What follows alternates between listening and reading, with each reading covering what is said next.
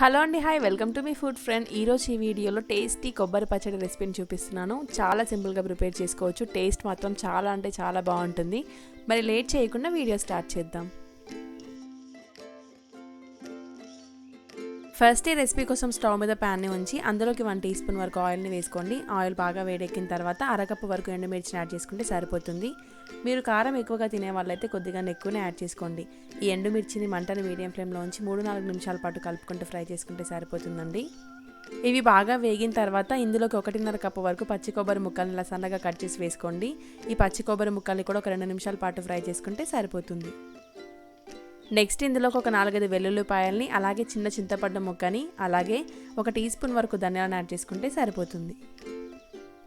వీటన్నింటిని యాడ్ చేసుకున్న తర్వాత 1 నిమిషం పాటు ఫ్రై చేసుకొని స్టవ్ ఆఫ్ చేసుకొని పూర్తిగా చల్లారనివ్వండి. ఇవన్నీ పూర్తిగా చల్లారిన తర్వాత మిక్సీ జార్లోకి యాడ్ చేసుకొని ఒకసారి బ్లెండ్ చేసుకోండి. ఇవి కొద్దిగా బ్లెండ్ అయిన తర్వాత ఇందులోకి అరకప్పు వరకు వాటర్ని యాడ్ చేసుకొని మరొకసారి మెత్తని పేస్ట్ లాగా బ్లెండ్ చేసుకుంటే సరిపోతుంది. అలాగే ఇందులోకి టేస్ట్కి తగినంత సాల్ట్ని కూడా యాడ్ చేసుకొని బ్లెండ్ చేసుకోవాలి. చూడండి, ఈ విధంగా ఫైన్ పేస్ట్ లాగా బ్లెండ్ చేసుకుంటే సరిపోతుంది. ఇలా బ్లెండ్ చేసుకున్న ఈ పచ్చడికి తాలింపు పెట్టుకుందాం. తాలింపు కోసం స్టవ్ మీద ఒక చిన్న కడాయి తీసుకొని అందులోకి 2 టేబుల్ స్పూన్ల వరకు ఆయిల్ని వేసుకోండి.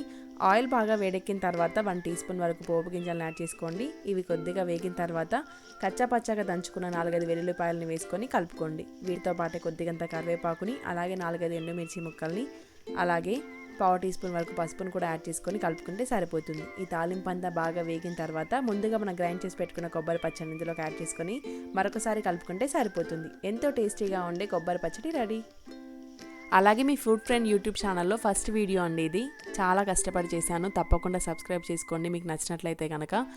ఇలాంటి మంచి మంచి రెసిపీస్తో రోజు మేము ముందుకు వస్తాను. మీ సపోర్ట్ నాకు ఎంతో అవసరం అండి. కాబట్టి ఈ వీడియో కనుక నచ్చినట్లయితే please do like, share and subscribe to me food friend YouTube channel.